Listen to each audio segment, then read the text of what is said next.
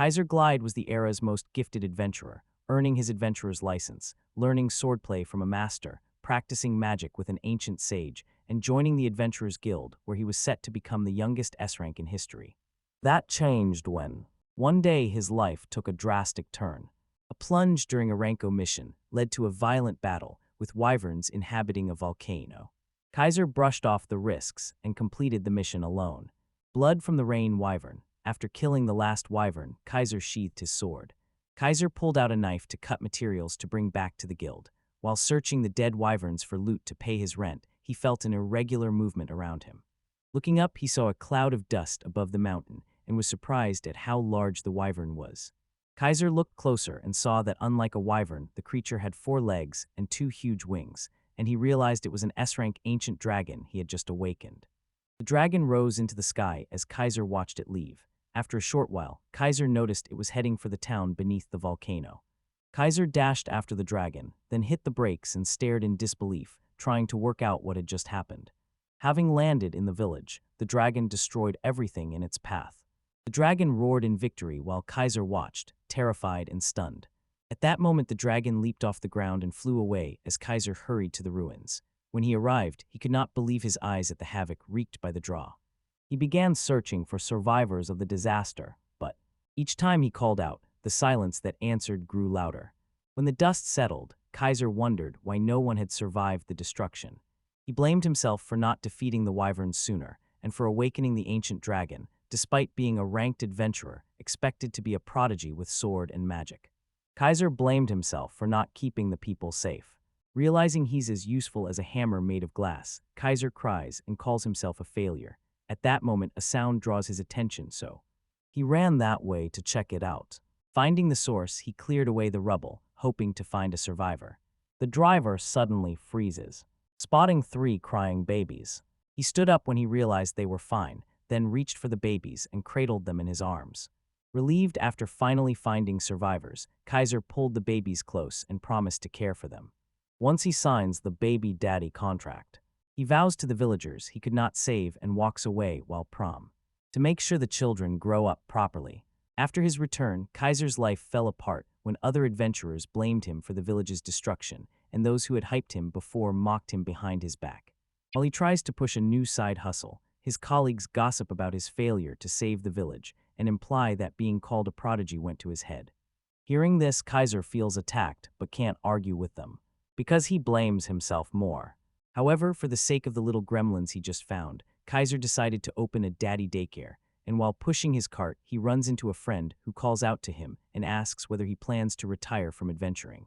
Kaiser blames himself and says he's not qualified to call himself an adventurer. His friend disagrees, says that's not true, and tries to make him understand that it's not his fault since the ancient dragon is an S-ranked monster he could not defeat no matter how hard he tried. She then tries to make him feel better by praising him as a hero who saved lives. Kaiser replies that he's glad to finally hear from someone who doesn't think with their toes and thanks her for being a sweetie, then decides he only wants to play baby daddy for the rest of his life. His friend stares at him, bewildered, as she says she understands and bows while he leaves. Kaiser had always dreamed of becoming an S-rank adventurer, but that dream went down the drain when he set his sights on being Father of the Year. After leaving the city, Kaiser returns to his hometown to raise the girls away from the city's crowds and noise, and the townspeople joked that Amazon had delivered babies instead of the pet he ordered, but they welcomed him warmly, and after he explained himself to the elder, he received all the help he needed. Kaiser stayed in a small house on the edge of town, starting a new job without an instruction manual as he takes his first steps into fatherhood. Kaiser tried to teach the girls from an early age, but they showed him why people choose to have children responsibly, and after being constantly subjected to their unhappy noises, he couldn't wait for them to grow, and they did so quickly. A decade later, the girls reached the age of reason. Elsa, the eldest of the 3, was better with a sword than other kids her age, and her skill and sharpness were on another level, but she was still young and got her backside whipped into shape every time she trained with Kaiser. Reeling from the beating, Elsa blames herself for not landing a single hit, even after giving it your all. Kaiser, with an attitude, tells her he has 27 more years of experience, and she still has a long way to go before she can land a hit on him, and though she feels bad, Kaiser commends. He praises her for doing well and greatly improving her sword skills, helps her up, and says she might one day be a better swordsman than him, and surprised Elsa asks if he really meant it. Rubbing her head, Kaiser tells her she can surpass him if she keeps going, thanks her for calling him father, and then asks why she stopped calling him daddy like she used to, leaving Elsa shocked and struggling to keep her eyes steady. Blushing afterward, Elsa says doing that would ruin her street cred as a swordsman and warrior, and when a surprised Kaiser asks if she really dislikes soft things, she replies that calling him father would make her seem soft, and that eating dessert is a sign of weakness. Kaiser says it's a shame because they were having apple pie for dessert. When Kaiser asks if she can eat something like that, Elsa's eyes go starry with anticipation for a moment. Soon she regains her composure, and shyly says she'll need to be gentle just for that day. Kaiser says they need to get the ingredients and asks Elsa to come along. She agrees, and despite her attitude, Elsa is a sweet, loving girl. She always likes to play in the garden and watch Kaiser practice with the sword. Instead of cuddling bunnies, Elsa prefers to fall asleep holding Kaiser's sword. From her toddler years until she became a young woman. While on their way to the market, Elsa calls Kaiser. Wanting to become an adventurer like him when she grows up, she places a hand on her chest and vows to defeat the dragon the Kaiser could not defeat. Kaiser rubs her head while thinking about how dangerous being an adventurer is and the risks she will face if she becomes one. Kaiser decides it's better that she not follow his path. Knowing he can't dictate her future, he lets her choose and promises a blank check if she wins the upcoming fencing tournament. 1 week later, at the fencing tournament, Elsa disarmed her opponent with her sword, and the loser surrendered to avoid being cut. An announcer then declared her this year's champion, and the impressed crowd talked about her past wins and called her a genius with incredible strength. Afterward, they told Kaiser the obvious, that Elsa's skill came from his excellent training. Kaiser brushed it off and said Elsa was skilled on her own. While they talked, Elsa ran up, waving her medal. Still clutching her medal, she tells Kaiser she won the tournament, and he says he saw her amazing sword skill and praises her hard work. Elsa says she'll work harder because she's still far from being as good as he is. Kaiser says he's looking forward to the day she'll outdo him. Suddenly she grows serious and asks if he remembers his promise. When Kaiser reiterates his promise to her, then she asks what her request was, but Elsa keeps it secret. Kaiser pats her head as she blushes and makes a happy sound. To celebrate Elsa's victory, he decides to make her favorite for. At dinner, he says she can have more than one plate because it's a celebration, and she's happy to hear that. She freaks out and says she'd like a tournament every day so she could eat rabbit stew every day. When Kaiser hears this, he says no one would want to go up against her if that ever happens. Then someone calls for help and says a monster has appeared in the village. Sensing the urgency, Kaiser scans the area, locates the voice, and tells Elsa to stay put and be quiet. Elsa refuses and chooses to go with him. Kaiser wonders what got into her, and Elsa explains she can fight alongside him now that she is a tournament champion. Kaiser agrees and tells her to stay behind him as they both rush to the scene and spot the beast poised to mangle someone. Kaiser orders Elsa to rescue the victim while he deals with the beast, but the beast then turns its attention to Elsa. The creature charges toward her. Startled by its size and fierce appearance, Elsa froze with her sword. Just then, Kaiser senses Elsa is being overwhelmed, so he moves as the beast dashes toward her. Bolting forward, he grabs the beast by the horns, letting out a strained umph. The beast stabs Kaiser in his abdomen as Elsa screams. Kaiser then tells her to get behind her. He shields him as he faces the monster. To keep Elsa safe, Kaiser suddenly raises the Elsa watches and then crashes the beast into the ground. Right after that, he kills the beast with his bare hands and walks away from its body like John Wick after blowing things up. He asks Elsa if she's hurt, but she focuses on his wounds and apologizes for her. Kaiser tells her not to worry and rubs her head after she thinks a fencing tournament medal is all it takes to be Kratos. Afterward, he says the first fight is always the hardest and that she will need to gain experience and improve step by step. Tearing up, Elsa asks if Kaiser is afraid of monsters. He says they scare him because some are more terrifying than he could ever imagine, but he must fight to protect. Protecting the people who matter to him gives him the strength not to be afraid. Elsa says she has people to protect too. Kaiser advises her to dedicate her sword to those people. Elsa wipes away her tears and agrees with Kaiser, who suggests they get dinner. As they leave, Kaiser thinks the defeat will teach and push her to become stronger than before. Anna sips her cup of tea, worried that Kaiser and Elsa are running late. The fencing tournament should be over by now, and knowing Elsa, Anna assumes she won quickly and worries something may have happened. However, she stretches and says they'll be fine as long as they're together. At that moment, Anna gets up and goes out to check on the mine. Back in town, After Kaiser finishes shopping and checks his cart to make sure he has everything, Giselle thanks him for taking out the monster and refuses payment for the food he bought, so Kaiser says he wants to repay her for looking after his house while he's away. Giselle notes that Kaiser has always had a strong sense of duty, especially in his role as the village guardian. That has led to fewer demon attacks, and the harvest will probably be the biggest they've ever had. As he listens, Giselle says he heard that Kaiser now runs swordsmanship classes for the kids.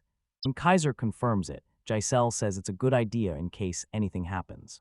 After this, he says he has no choice, because the kids keep coming to his house, asking him to teach them. Giselle recalls that Kaiser won his first fencing tournament with a flawless victory and was later banned for leaving opponents on crutches or in wheelchairs. She adds that, unlike Kaiser, he would strain his back if he tried to carry the ingredients. Despite his strong arms, when Giselle says she wouldn't expect any less from a former A-rank adventurer, Kaiser brushes it off and says he's retired now. Surprised by his response, Giselle says she's never heard of adventurers having a system like that. He adds that Kaiser would be welcomed with open arms and could easily become an adventurer again if he returned to the capital. But Kaiser says he has no intention of doing so because he has enough estrogen at home to start a skincare empire. And then Giselle grows serious and asks whether he has told the girls the truth.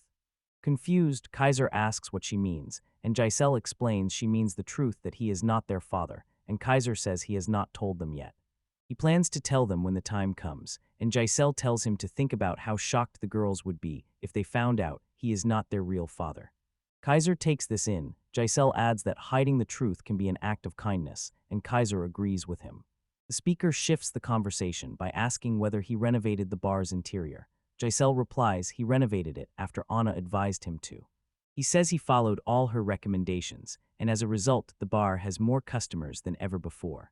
She also told Giselle that he was paying above the market price for his ingredients, so Giselle negotiated with the vendor. Giselle says he is amazed the conversation ended without anyone getting angry. Then he explains that Anna will be exceptionally talented in the future. He must win her favor while he still can. Kaiser points out Giselle still loves money as much as ever. They enjoyed their conversation. Elsa arrived and called Kaiser, who apologized for keeping her waiting, but she said not to worry because she had been training with her sword while she waited. Tell Giselle to let him know if he needs any help, and she sends his regards to Anna. As they head home, Kaiser asks Elsa if she met her quota for the day, and she says yes, then adds she's thinking of increasing her training since she's been finishing by knee. Kaiser warns her not to overdo things, noting recent studies show rest is important sometimes. As they talked, they saw someone running toward them. As the frightened man moves closer, Kuizes discovers it is a camel and wonders if a monster is following him. Just then Anna arrives after him and calls to Kaiser to restrain Camel. Camel braces for a fight and tells Kaiser to get out of his way. Kaiser refuses, saying he cannot deny his daughter's request. Camel tries to run past him, who then hits his leg, causing him to crash onto his back.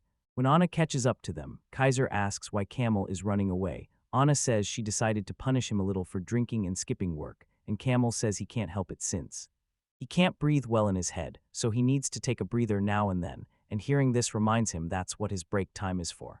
She also reminds him of the work schedule. Angered by her nerve, Camel loses his temper and says he'll work and go home whenever he wants. Anna calmly says he must work when it's time and rest when it's time so he can be efficient. After that, Anna uses Kaiser as an example and challenges Camel to work hard to earn as much as he does. Camel then points at Kaiser and calls him a complete monster because he can single-handedly do the work of more than 100 people. In response, it is pointed out that Camel has to be at least as good as Kaiser if he wants to complain. This infuriates Camel, who asks what she knows about their work. Anna then brags that she has increased the mine's profits since she began meddling in their work. She threatens to quit and tell Camel's boss and wife.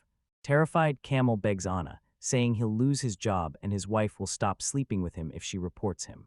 Anna tells him to begin working without complaining, and he agrees. Anna then reminds him he's wasting his lunch break and orders him to return to work immediately. While Camel hurriedly returns to the mine, Anna wonders why, unlike Kaiser, some adults grow up but keep a baby brain while she grabs. Her head ached from the stress of dealing with a child trapped in an adult's body. Kaiser points out she must be having a hard time every day since she is supervising the mine and helping repair the village damage from the last typhoon. She says she is helping because she was asked, and because the experience will help when she joins the guild. At that moment, Kaiser remembers Anna's dream of becoming a guild master, and Anna hints at something.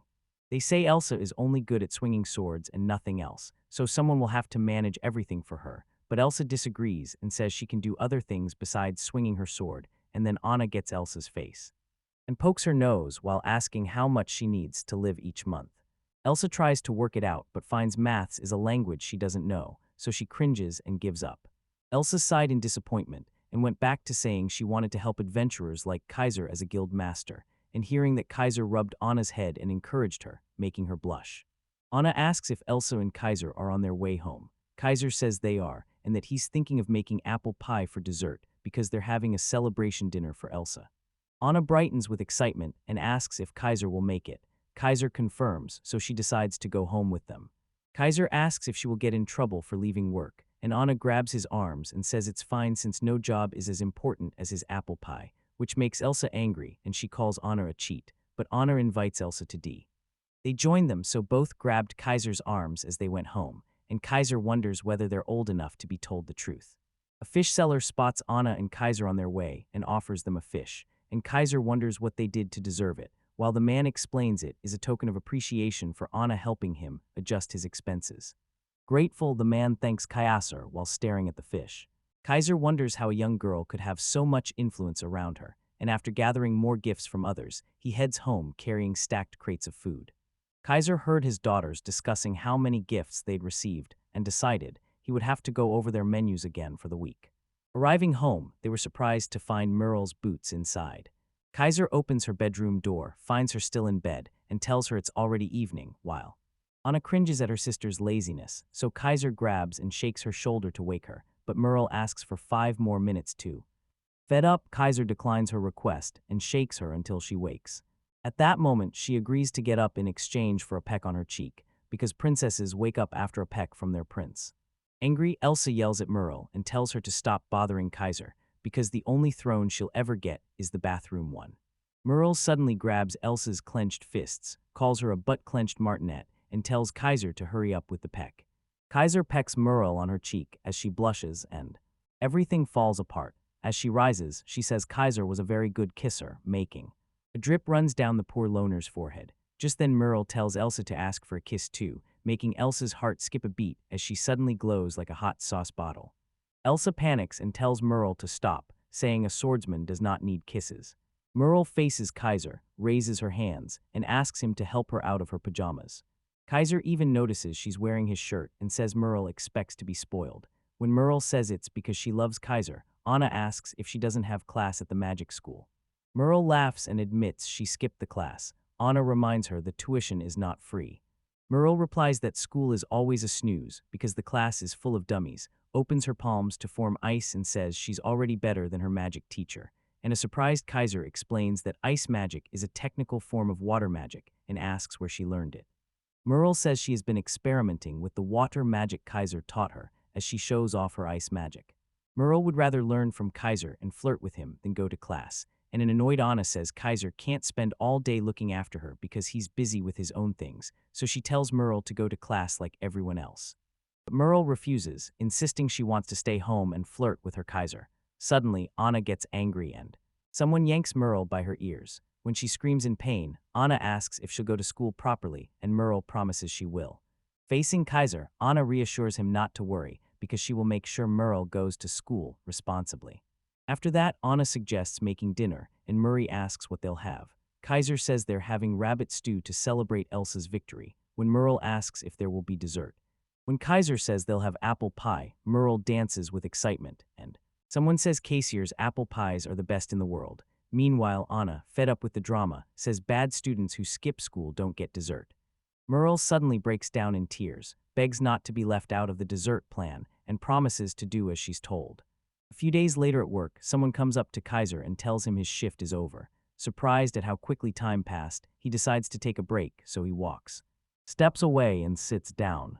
Kaiser realizes harvest is near when monsters come for crops, remembers the last demon attack, and thinks that demon came to steal crops, judges the villagers were no match for such a powerful monster even with swords, and since becoming guardian has driven off every monster and taken extra steps to protect the village. Someone suddenly covered Kaiser's eyes and asked him to guess who it was. Kaiser says he has no clue and asks for a hint, so Meryl says it is someone who loves him, but Kaiser can't tell because many people love him. Despite several hints, Kaiser still could not tell who it was. Merle introduced herself as a brilliant magician who loved him more than anyone in the world, and just then Kaiser pulled her hands away and said it must be Merle. Merle looks excited, so Kaiser asks why she seems happy, and she says it's because she enjoys flirting with him, and Kaiser then asks why she was out of school when class was still in session. He asks if she's skipping classes again, and Merle makes a goofy face and odd noises. Kaiser reminds her of her promise to attend school properly and says he received a complaint from her teacher, who reported that Merle just sleeps and never pays attention in class. Using only magic not taught in practice lessons, she defeats her teacher in challenges.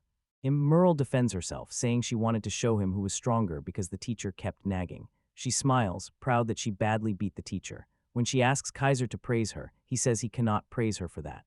It surprised Merle. Kaiser praises her skills and says magic is meant to help people, not hurt them. Merle looks dejected while Kaiser keeps talking, but a colleague interrupts to ask if he's going home from work, and Kaiser says he's headed home. His colleague notes this year's harvest will be the largest they've ever had because the demons couldn't harm the crops. His colleague points to the magical fence Kaiser built and says it has been very helpful, while Merle stares, curious, and Kaiser explains the fence is reinforced with lightning magic to jolt monsters with electricity. If they try to attack the crops, Kaiser's colleague chimes in that it's a great invention and adds that nothing beats watching an annoying monster turn its tail and run from the fence. Kaiser's colleague then promises to give him some crops after the harvest. Facing Merle, he tells her to eat the vegetables so she grows big. When Kaiser's colleague takes his leave, Caesar tries to recall what he was saying, and Merle.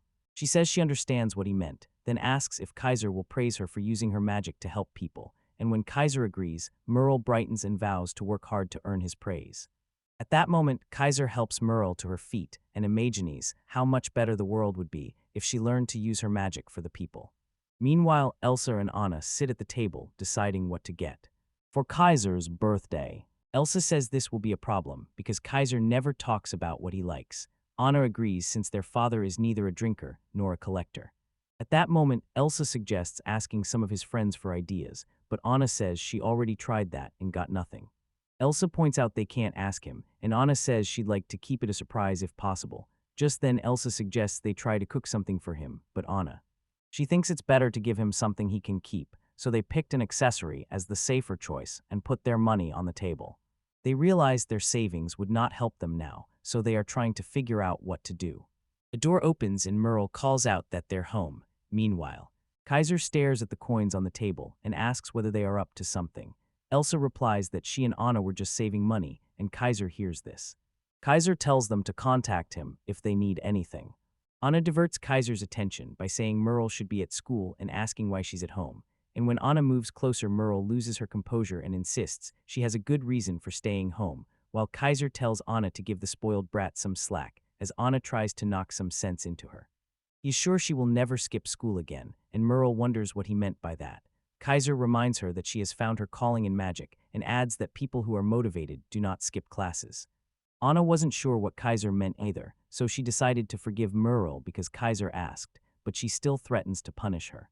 Whenever the girl skips class, Merle gives a smug look and reassures her she'll start doing amazing things. Then the girl suddenly punches Merle and grabs her ear. Wincing from the pain, Merle asks why Anna did that, and Anna replies that Merle's smug look was annoying. Kaiser then says he's leaving to make dinner and tells them to get along. The moment he leaves the room, the conspiracy resumes, and Merle asks her sisters what they are talking about, so they filled. They include her in the plan. Then they ask if she has any ideas, and Merle thinks for a while, proving she is truly empty-headed. Unfazed by Merle's handicap, Elsa and Anna choose an accessory. Anna asks her sisters to look for other options while she reaches out to her contacts. Later, Anna speaks to a shopkeeper she knows in town about the accessory, and he confirms he has a chain he bought from a peddler.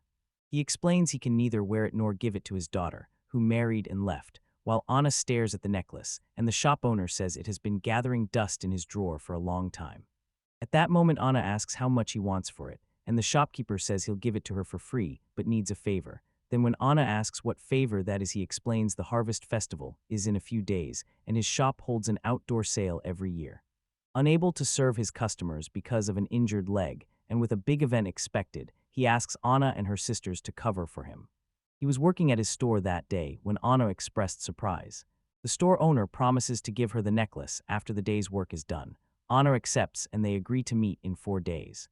4 days later, Anna and her sisters head to the store, and Merle asks whether they will really be working during the festival and getting any sweets. So Elsa says she must put up with it for the day because they are doing it for Kaiser and tells her to grow up and stop thinking about sweets. Merle says she's a weak little child who wants to eat lots of sweets. Hearing this, someone says Merle will probably like sweets for the rest of her life, and Elsa says she's trying to get her prov. Later they arrive at the store and meet the owner, who says everything is ready. The owner's daughter then greets the girls. Anna was surprised and asked whether others were already helping at the store, and the owner said he had invited them because he did not want just anyone helping. He said they were attractive and would draw customers, unlike his daughter who wasn't suited for the job. Offended, his daughter slammed her hand on the table and apologized to the girls for her father's selfish request. Anna replied that it was okay because the job would be a useful experience for them. The girl invites them into the store and tells them she wants them to wear something. A few moments later, the three sisters were dressed like sales girls, and the man's daughter grew excited when she saw them. She said they were outfits she had worn at past festivals, and they looked good on the sisters. After that, the shop owner announces he will open for the start of the festival and asks the sisters to wait outside, as the festival continues and people move about. While patrolling the town, Bayasur notices how crowded the festival is and realizes it must be because the harvest is the biggest the town has ever had. Spotting a crowd at the store, he moves closer to see what is happening, and Kai stands right in front of them. Pfizer's daughters promoted the storeman's products. Kaiser wondered why his daughters were working as salespeople, and then Merle spotted him in the crowd and welcomed him. Anna says she thought he was in charge of the village's security for this year's festival. When Kaiser confirms it, he asks why they were working as salespeople, and Merle nearly lets the secret slip but quickly stops herself. Elsa says they just wanted to try selling things for a change. The store owner spots Kaiser and apologizes for borrowing his daughters for a bit. Kaiser thanked the girls for their hard work and asked the store owner if they were bothering him, and the owner said his daughter was helping, but he was worried about how the sales would turn out. At that moment, the shopkeeper's daughter comes in and asks Kaiser about his daughter's new look. Kaiser replies that the outfit suits them and makes them blush.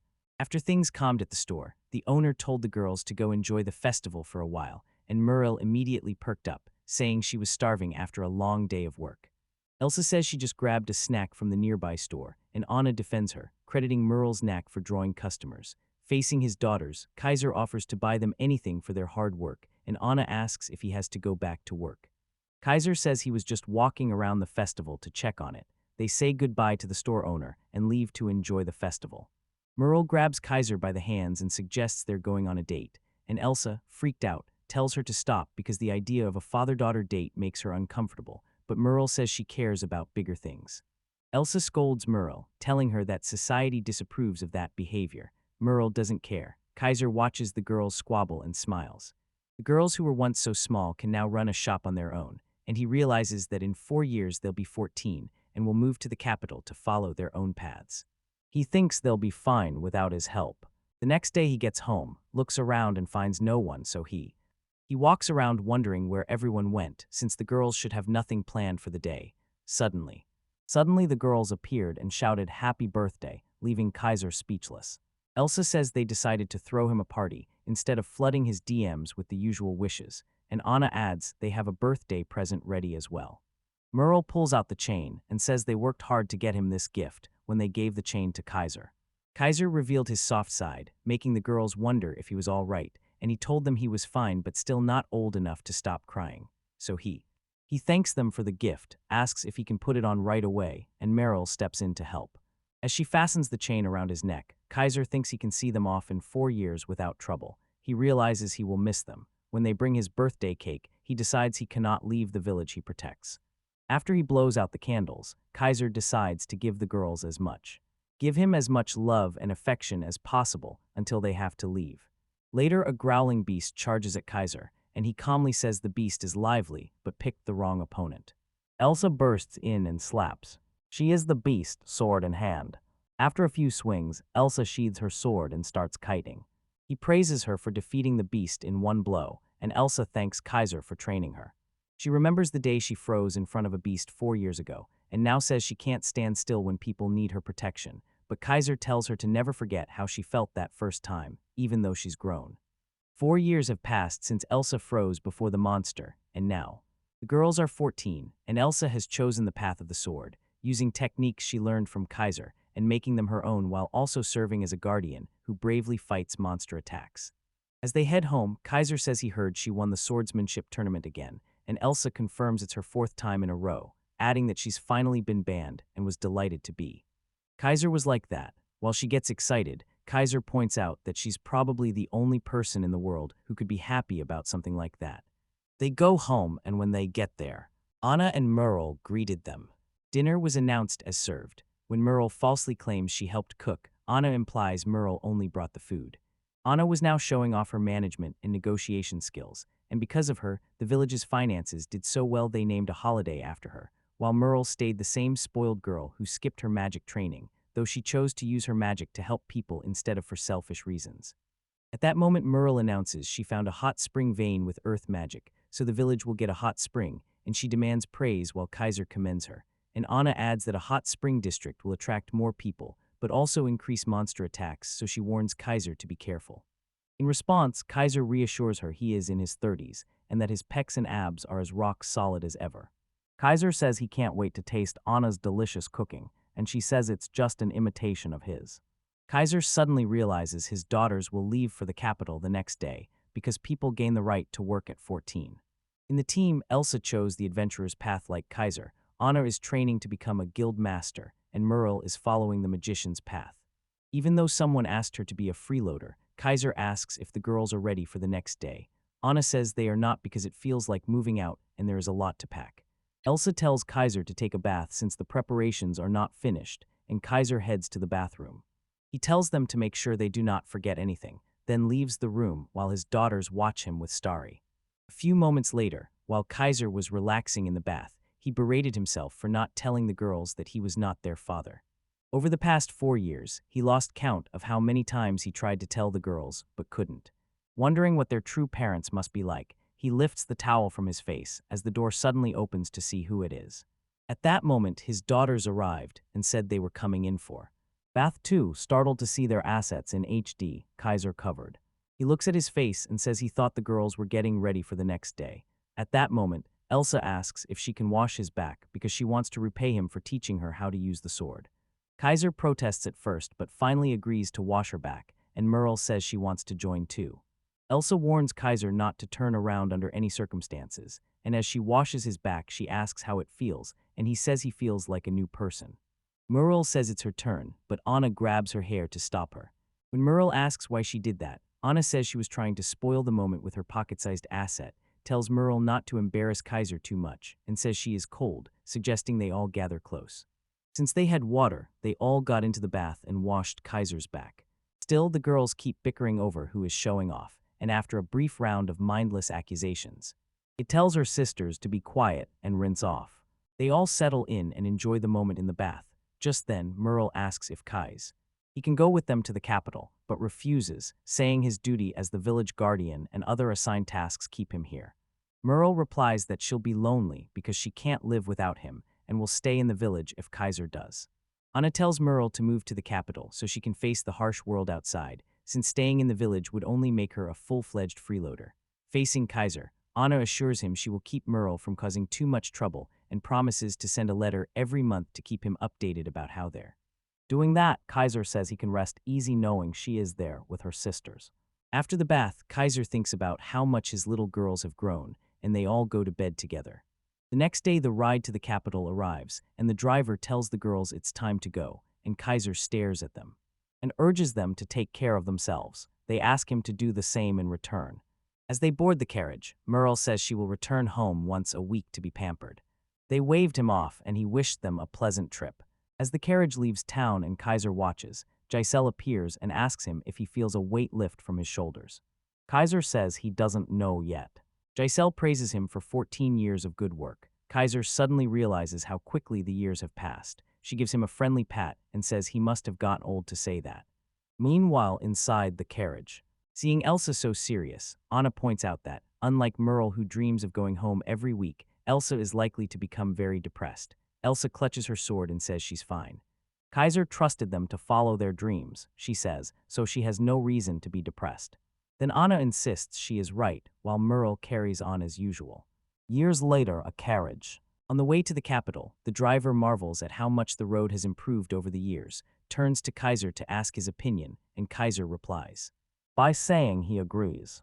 At that moment, the carriage driver asks Kaiser why he's going to the capital. Kaiser replies that his daughter lives there, and he plans to move in with her. Surprised, the driver says the daughter must be very beautiful because her father looks so handsome. Meanwhile, Kaiser remembers how long it has been since he sent the girls to the capital. A month ago, I was working with Giselle. Kaiser had received a letter from the girls and tore it open. Giselle called it the routine letter and asked if the ladies were well, and Kaiser replied they seemed fine. She then asked if the girls were still asking him to move to the capital, and Kaiser said they had been asking for the past few months. Giselle advised Kaiser to move to the capital and live with his daughter after hearing this. Kaiser, however, was worried about the village, so Giselle's suggestion surprised him. Giselle asked him what he was worried about since he trained enough guardians, and the lightning magic fence kept the field safe, while Kaiser brooded over it while Giselle pulled out his cigarette and reminded him he wanted to go to the capital. He wanted to go to the hospital, but couldn't because of his responsibilities in the village. Praising his righteousness, Giselle reminds Kaiser he is free to do whatever he wants with his life. After a little more thought, Kaiser thanked Giselle and, deciding to head to the capital once again, he was about to leave when the carriage driver spotted some men up ahead along there. Stepping out, he wonders who they are, and at that moment the men stop the carriage while Kaiser spots their flag and concludes they are from the chivalric order. A knight apologizes for stopping them and explains they've been told a man named Kaiser will arrive on that road, so he asks to see their passes, and hearing this, Kaiser wonders what the kingdom knights are doing over there and figures they might be looking for him because Kaiser thinks back to the incident 18 years ago, certain his bad reputation has preceded him, and studies the knights' faces, wondering whether they have come to capture him. The knight asks Kaiser to give his name as an adventurer. Kaiser replies that he is the man they are looking for. The knight calls the other knights to attention while Kaiser reaches for his sword but hesitates. The knights salute the Kaiser and say they have been waiting for him. Taken aback, Kaiser wonders why they're not arresting him. Just then, Elsa calls out to Kaiser while running toward him while waving. Seeing her, Kaiser can hardly believe it as Elsa hugs him and says she has really missed him, after a brief father-daughter moment. Hold on, Kaiser says he read in her letter that she became the knight commander. Elsa reveals she became an S-rank adventurer and the 15th generation commander of the Wagenstein Kingdom's Knights Order, and Kaiser praises her for achieving her dream through hard work, making her blush. Kaiser thanks her for coming to pick him up, then asks why they traveled so far from the capital to fetch him. Elsa says the guild asked them to take down a wyvern, so they waited for him after they defeated it. While they talked, a knight came and told them they had to leave immediately, and Kaiser thanked the carriage driver, then handed him his payment. Shortly afterward, they rode back toward the capital, and the knights asked Kaiser if it was true that Elsa had never managed to hit him with a sword, which Kaiser confirmed. The knights were surprised and concluded that Kaiser's swordsmanship must be exceptional because the youngest S-rank adventurer and the knight commander could not land a hit on him. Meanwhile, Kaiser tells Elsa she may not have had any hits at 14. He's now unsure about it as they enter the capital. Kaiser grows nostalgic, then asks about Anna and Merle. Elsa replies that Anna is busy with guild work, and Merle was supposed to join her to welcome him. Just then Kaiser says Merle is probably asleep since she's nowhere to be found, and when he asks if Merle attends the Magic Academy, Elsa says she's there on a scholarship. She's given a bed and free food. Kaiser laughs and says it's the best thing she could ask for. Then Elsa asks him what he plans to do next. Thinking of finding a job, he says he needs somewhere to stay first and will stay at an inn for now, while Elsa explains Merle has arranged to leave the dormitory once she hears he's coming to the capital. Kaiser suggests they find a house as soon as possible because his life will be miserable if Merle moves in with him at an inn. Kaiser points out they don't have much time, and Elsa says she'll handle it. Kaiser asks if she has a plan, and Elsa says renting a house is expensive, but he shouldn't worry about the money. He then added that with her referral he could be offered a house free of charge, and Kaiser, impressed, says he'll take whatever he can get, so he asks her what kinds of houses are available, and Elsa looks through a pamphlet and finds they have options in the aristocratic and residential districts. They decide to check them out. Soon they reach the residential district. Kaiser and Elsa checked the rooms and the house's features. At that moment, Kaiser stares out the window while Elsa suggests using the second and third floors as rooms for everyone, and someone likes the idea because it will keep everyone comfortable. At that moment, Elsa suggests they visit the houses in the aristocratic district. When they arrive, Night Watch meets Elsa, while Kaiser says he's never been to the aristocratic district and asks if anyone keeps guard there, and Elsa says the knights would rush in to deal with anything that happens. Afterward, they arrive at a large building, and when they look inside, Kaiser says everything in the house looks luxurious. Pausing to weigh both options, he hears someone screaming at a boy. She apologizes in a pitying tone, then scolds the boy for sneaking into the aristocratic district from the residential area, accuses him of trying to steal because he's a poor peasant, and he says he's looking for his dog that ran into the aristocratic district. As he explains, the boy suddenly notices his dog and goes to fetch it. The woman says the dog is just as dirty as its owner. Right then a dog comes up to the woman and she pushes it away. The boy asks why she did that and she explains. Spawn said such a filthy creature should not come near her because the aristocratic district is not for peasants. Without warning, the woman orders the knights to drive the peasants away, then spots Elsa, is stunned, and asks why Elsa is in her neighborhood. Elsa says she and her father are looking for a house to live in. Facing Kaiser, the woman compliments his looks, and he replies vaguely. He reveals he checked houses in both the aristocratic district and the residential district and is deciding where to live, and the woman says people like Elsa don't deserve to live with peasants. She adds there would be neighbors if Kaiser chose the aristocratic district, but he says he has decided to live in the residential district. The woman asks why Kaiser says he might be excited to be neighbors when the thought of living near her disgusts him. Kaiser then shows her that decency can't be bought with money. After they leave, Kaiser apologizes to Elsa for snapping like a runaway gun and for making a sudden decision without consulting her. Elsa replies that it's okay because she felt the same way he did, so they just decide to head back to the residential district. Elsewhere, Merle performs a magic show. Across the city, people marvel at her tricks. Kaiser and Elsa explored the city, found a small crowd, and moved closer to find out what was happening. Kaiser moves closer to see why the crowd seems so excited and spots Marilyn on stage performing her final trick. Suddenly she pulled off a trick and the crowd went wild as she juggled many balls, and after the show, Merle held out a bag and told the crowd to tip her if they wanted to. Kaiser and Elsa cringe at their relative begging for handouts, while Merle openly celebrates her side who's. Just then Kaiser calls Merle and Elsa points out that Merle is finally awake and surprised to see them. Merle brightens and says good morning. However, Kaiser points out it's already afternoon and asks why she's doing a street performance. Merle says she only did it to kill time since neither of them was around. At that moment she pulls out a bag of coins and says she earned many tips from her performance. Elsa suggests Merle get a steady job, saying her skills could take her far. Merle refuses outright. She says she'd rather be a cute freeloader. Elsa asks Merle how she knows they'll be there. Merle says Elsa had a list of possible houses and was sure Kaiser would pick the spot between the residential and aristocratic districts, and Kaiser then asks Merle if she would have preferred to live in the aristocratic district, and she responds. She says she loves money, but hates people who act arrogantly because they have it. Merle suddenly hugs Kaiser and says she'd go anywhere with him, then says she hasn't sniffed him in a long time, but Kaiser reminds her it's only been a week. Merle says she'll die unless she smells him at least once a week, and as they enjoy the brief reunion, someone calls for help so Kaiser goes to investigate. The man points out that the enchanted device powering a nearby fountain has run out of magic, and if nothing is done, water will become scarce. At that moment, Kaiser considers the problem, while Elsa asks Merle what to do. Merle replies it's a simple problem that can be. They fixed it by pouring magic into the device to recharge it and restore its pump. Kaiser volunteers to handle it. The man says he can't, because last time 5 top-tier wizards took a whole day to charge it. Then Merle tells the man to calm down. Kaiser has more magic than the royal palace wizards, so he suddenly places his hand on the device. It charges the entire fountain. Then the fountain's pump came back on and the spectators watched in amazement. After this, a man thanks Kaiser and asks if he is Merle's father. When Kaiser confirms, the man thanks Merle on behalf of the commoners because, hearing that her magical devices benefit the common folk, Kaiser rubs Merle's head while the people talk about how their lives have improved. After the man thanks them, Kaiser watches him leave and praises Merle for using her magic to help the people. Then Merle gets excited and asks whether she is a ma. Kaiser says he's proud to boast about having a daughter like her. At that moment, one of the girls suggests Kaiser go pick up Anna while they unpack his luggage, so they persuade him that Anna will be happy to see him. He went to the Adventurers Guild, a place he had not visited in 18 years. Standing at the door, he remembers being insulted when he left the building 18 years ago.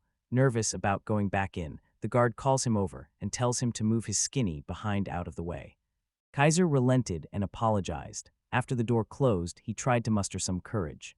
Opening the door, he finds a lot of. Watching people move around, he decides he's only there to pick up his daughter, assuming that after 18 years no one will remember him. Right then, Kaiser stops a woman, and she asks how she can help him. Kaiser then asks if Anna is any. The woman says Anna is in the back room and offers to help him with anything he needs. Kaiser says he only came to pick Anna up, surprising her, who then asked. Someone asks if he's Anna's boyfriend. Before Kaiser can answer, the woman starts acting dramatic and Kaiser shows why it's unwise to underestimate anyone and eventually explains he is Anna's father and recently moved to the capital, which comes as a surprise. The woman says he's the rumored Kaiser, and when he looks puzzled, she tells him everything Anna told her about his father and adds that Anna rose through the adventurers' ranks faster than anyone. At the guild, the woman says Kaiser must be amazing because Anna said so. She speaks highly of him, while Kaiser wonders why she keeps staring at him. The woman says Kaiser is as young and cool as the rumors say, unlike her dad who looks like a retired sumo wrestler. Just then, the woman says Kaiser doesn't look like Honor at all, and Kaiser tenses. Afterward, the woman says they are similar because both are beautiful. As she kept chattering, someone behind them spoke angrily, and when they found a guard slamming his fist on the counter and demanding to take a request, Anna then calmly addresses the guard. Inform him the request is open only to A-rank adventurers, and he is still a B-rank adventurer. Suddenly, the guard screams at Anna to solve the problem by making her an A-rank adventurer, and Anna reminds him of the rules and advises him against that request because his current abilities won't be enough to complete it. Anna says she'd rather not have to send someone to look for his corpse, which infuriates the guard, who glares at her and shouts that she is treating him like a fool. Exhausted, I hear Anna say that it's always the weak, who don't know their true strength, who come to her crying about things like that just then. Glancing over her shoulder, she sees Kaiser with a half smile. Anna suggests Guard arm wrestle Kaiser and promises to hand over the request if he wins. As Guard recognizes him, Anna explains he used to be a ranked adventurer but has been inactive for a long time, so he's quite rusty. Anna adds that he won't be strong enough to fulfill the request if he loses to Kaiser. Hearing that, Guard laughs and issues a challenge. Surprised by how his plan turned out, he challenges Kaiser to arm wrestle him. They sneak in and out of the building, and Kaiser accepts the challenge while Guard shows off his bulky arm. Soon after, a table is set between them, and Kaiser thinks the standards for adventurers may have risen since he left, so he decides. Determined to go all out against his opponent, Kaiser begged the guard to go easy on him, but the guard got all high and mighty with big talk. Then they grabbed each other's hands and prepared for the duel. Suddenly, the shots were recalled, and Kaiser slammed Guard's arm into the table so hard Guard flew into the air. The audience watched as Guard crashed to the ground on his back. Anna declares Kaiser the match winner, while the spectators discuss the outcome and question whether Kaiser is human. Anna stands over the guard and asks if he understands her better now. Later, on the way home, Anna thanks Kaiser for saving her at the guild, and Kaiser asks what she would have done if he had lost the match. Anna says confidently that he couldn't possibly lose. Surprised by this, Kaiser asks whether she's speaking as guild master or as his daughter. Anna laughs and says it's both. When Kaiser and Anna returned, Elsa and Merle greeted them angrily. Back at home, Anna holds Kaiser's arm and smiles while announcing their arrival as sparks and lightning suddenly start flying around them. Elsa and Merle berated Anna in the room for holding hands with Kaiser. After listing all the reasons it was wrong for them to hold hands, Anna called. Elsa calls out their BS and says it's perfectly normal for parents to hold hands with their daughters. Anna adds that both her sisters lack common sense, so it's expected they behave that way. After making her point, Elsa clenches her fist.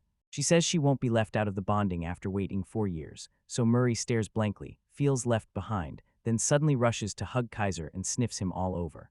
At that moment, she says she's just joking and calls her sisters cultured for taking advantage of the situation to make their textures. Now that it's known, Elsa steps back and apologizes to Kaiser who. He stood there like an antique streetlight. At that moment, Elsa accused Anna of doing it first, but Anna said she saw Kaiser as a proper man and that holding hands with a man like him was normal. While Elsa freaks out, Mary suggests that Anna stop teasing her sister, In response, Anna apologizes while merry.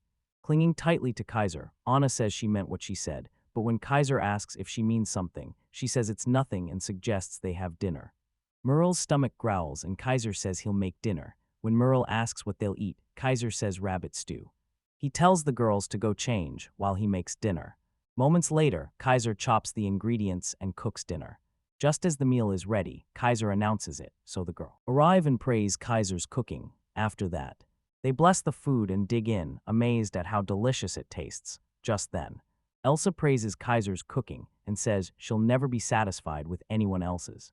Anna says she might become useless if she comes home to Kaiser's meals every day since she doesn't want to be left out. Merle says she's always been useless and doesn't mind staying that way.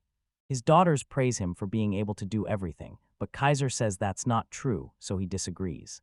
He says Elsa is a knight commander with leadership skills who can lead a group.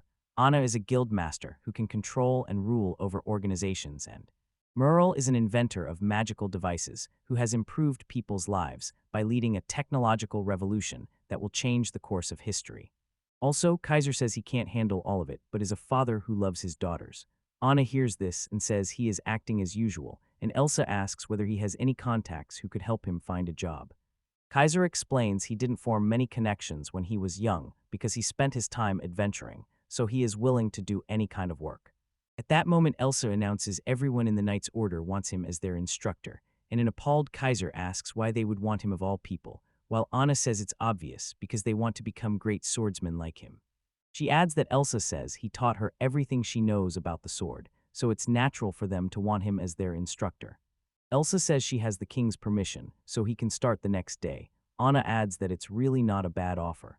She tells Kaiser he's the right person for the job. Then Anna says she also wants his help with the guild. When Kaiser asks what she means, Anna, with the guild swamped by requests and short on people for high-ranked missions, she asks him to help since he wasn't a ranked adventurer before. Kaiser replies that he's been inactive for at least 18 years. But Anna points out it's not a problem because he overwhelmed a B-rank adventurer at the guild. Since then, Anna says she has seen many adventurers at the guild, but none as skilled as Kaiser, and although Kaiser feels awkward about her remarks, Anna keeps praising him. At that moment, Kaiser agrees to help her, but Merle gets fired up and demands that he do street performances with her too, because she plans to start a troupe and make a lot of money. However, Kaiser says he doubts that will happen, while Anna says she needs to go to school and graduate before any of that. Afterward, at Wagenstein Castle, Elsa shows Kaiser around. Elsa led him to the barracks that would be his new workplace. When they arrived, she ordered the knights to gather around. They greeted her. After telling the knights to train hard, Elsa says she would like to introduce someone who will be their instructor for the next few days. Then she introduces Kaiser as her father, and Kaiser take it from there, and Kaiser tells the knights he's still in training too, suggesting they train together to improve their swordsmanship, and when he starts the training, he says they will begin with. During the warm-up, one of the knights interrupts him and asks for a moment. At that moment, the knight asks Kaiser and Elsa to stage a mock battle, because Elsa has spoken a lot about Kaiser's abilities, though his adventure rank is lower than hers, and he says he wants to see Kaiser's skills before he teaches them. Elsa flares up to push back the knight, but Kaiser says it's fine. It adds that because so much time has passed since their mock battle, he has been won. I also want to know how strong Elsa has become. Kaiser asks Elsa to show him her power as an S-rank adventurer. Upon hearing this, Elsa thinks about her status back in the village and how she has trained for 4 years in the capital, then reassures herself that she is not the same as she used to be.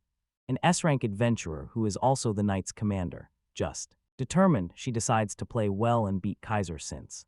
Kaiser faces her thoughts and dares her to come at him with everything she's got.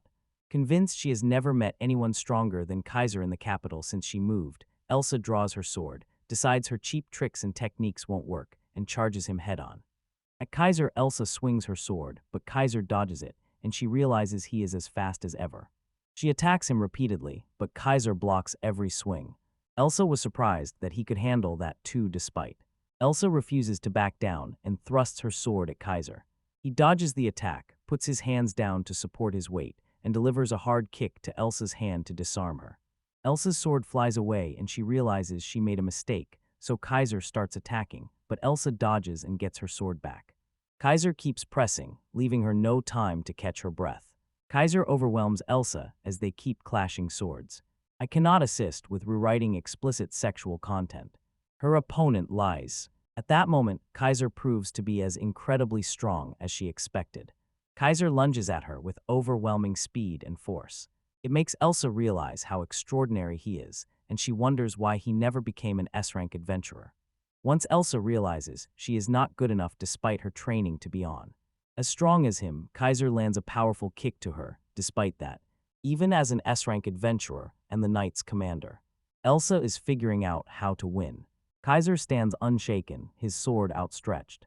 At that moment she realizes she shouldn't be fighting to win the mock battle, and decides it doesn't matter whether she wins or loses. Afterward, Anna thinks Kaiser wants to see how much his daughter has grown. Charging up, she launches an explosive attack on Kaiser. At that moment she screams that she'll strike with everything she has, suddenly. A clash between father and daughter causes a massive explosion within the. It struck the barracks walls and blew a strong wind over everyone nearby. After the smoke clears, the stunned knights wonder who brought a rocket launcher to a sword fight. As curiosity about who won the duel grows, the dust clears and they find. Kaiser holds his sword to Elsa's neck, then says the match is over so. Kaiser removes his sword from Elsa and tells her her last attack was impressive. Elsa replies dejectedly that it was her best swing but had no effect, then laughs, admits defeat, and praises Kaiser's strength. When he hears that, Kaiser says this because he never misses training and is surprised by how much Elsa has improved, adding that her sword only broke because it was wooden and they would have been evenly matched if it had been a real sword. Kaiser then rubs her head and tells her he's proud, and knights suddenly swarm them and fawn over her. He makes a heiser and awkwardly thanks them. Meanwhile, Kaiser's praise excites Elsa, but she still feels a long way from becoming like Kaiser. Satisfied with the sense of distance, she feels comfortable. Just then, Elsa announces that since they've seen Kaiser's abilities, the knight must learn from him to strengthen the nation's power. Hearing this, the knights get excited about how many cheeks they'll clap when they become master swordsmen, and Kaiser says he'll take them to hell and back, telling them to keep up as they move out together. The knights say they will do their best for Kaiser. They say they'll do a warm-up exercise. Running 20 laps around the castle in their armor, the excitement on their faces suddenly vanished. After the warm-ups, the knights slump down and say they're done, and that their miserable lives can finally turn into a Superman story. Just then, Kaiser praises them for doing well and says being a swordsman requires stamina to march. Not content with just teaching sword skills, he says they'll do the warm-up every day and then announces they're moving on to muscle training, surprising the. Then he says they'll do 500 push-ups, sit-ups, back crunches, and sword swings and seems surprised by the number, and one knight asks whether he's off by a digit while the other agrees. At that moment, Elsa asks Kaiser why he's holding back, while the knights probe. He points out the number is excessive and reminds Kaiser that in the village, her training was twice as strict. Kaiser apologizes and raises it to 1,000 swings. He said he'd start nice and easy, then slowly get the knights used to it. Freaked out by the father and daughter's ongoing conversation, the knights feared they had just signed their death certificates. At that moment, Kaiser orders the knights to stand up and stop running. Moments later, some knights collapse from exhaustion while others could barely lift their swords, and they realize geniuses are made, not born, so they agreed the training was far too hard. Meanwhile, Kaiser tells Elsa in response that their normal isn't quite the same as everyone else's.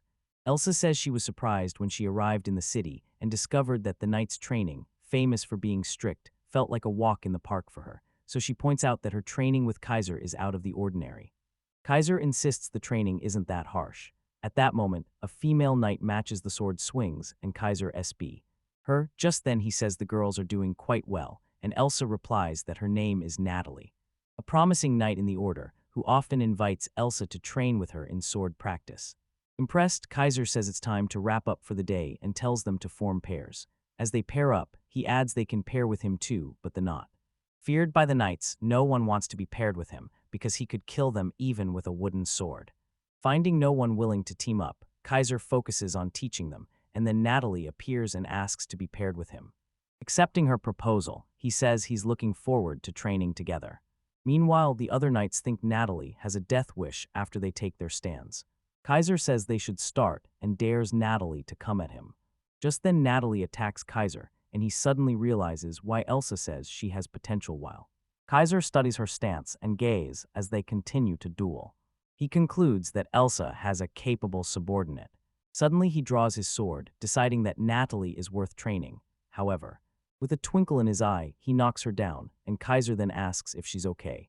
Natalie says he's very strong and fighting 3 swords at once is unfair. Kaiser, surprised, says she'd be impressed if she could see it, because an ordinary swordsman would fall without knowing what hit him. After thanking him, Natalie says she finds it frustrating because she spent years training to land a hit on him, and when he hears this, he reminds her they are just meeting and asks what she means, so Natalie says she heard about him from Elsa.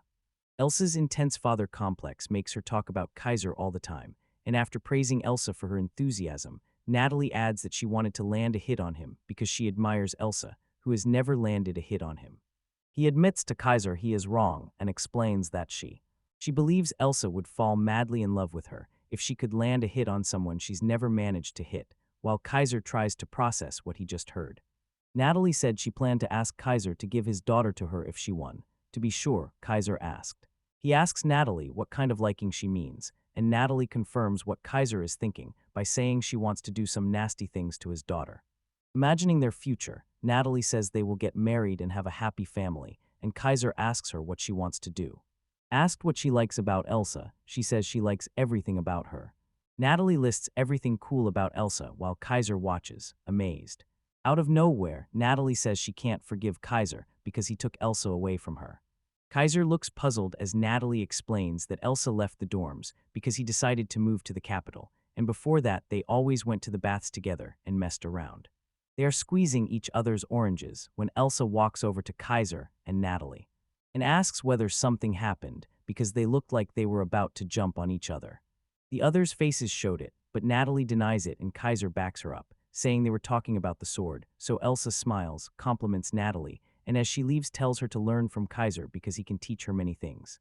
Natalie watches Elsa leave and becomes love-struck, and Kaiser points out that Natalie is a completely different person when she talks to him. After that, he says he will support Natalie behind the scenes, since everyone has someone they're excited about. This prompts Natalie to ask for his address and say she will sneak in at night, when Natalie hesitates to be sure of what she just said, then tries to change the subject, saying she's bad with words and lacks the confidence to win Elsa's heart, but Kaiser sees through her and asks how that relates to sneaking into his house.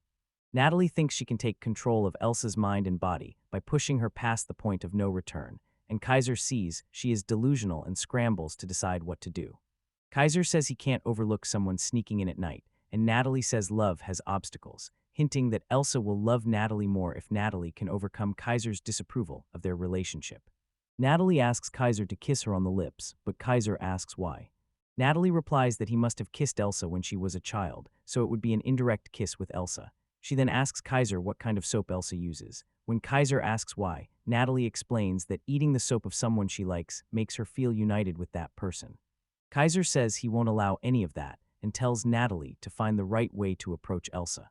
Later at the house, Kaiser reads papers when Elsa walks in and says she's going to take a bath, and he tells her to make it slow and warm. While in the bath, Kaiser grows suspicious and looks out the window because he thinks he saw something. He decides to give up, convinced Natalie is not crazy enough to follow them home. As he wonders what Natalie is thinking, Elsa notices Kaiser's mood and asks if something's wrong. In response, Kaiser says it's nothing and asks to go to the bath with her. Elsa says she would be honored to go. Soon after they undressed, Kaiser expected Natalie would try to peek while Elsa took her bath, so he planned to discourage her by making it seem that he and Elsa always bathed together. Shortly after, while they bathed, Elsa offers to wash Kaiser's back, and he says she doesn't need to, but she insists and compliments his body. As he scrubs his back, Kaiser senses a presence outside the window. Suddenly, he tells Elsa to watch out. At last, they both collapse onto the bathroom floor, and Elsa grabs her milk cannons while telling Kaiser she feels embarrassed. Kaiser looks out the window and sees Natalie peeking. He drops his towel to give her a better view. Overcome by the sight of Kaiser's dragon, Natalie falls from the window, screaming, satisfied that the evil has been defeated. Kaiser turns to Elsa and asks whether he is hurt. Elsa tells him to cover up his junk, and Kaiser apologizes.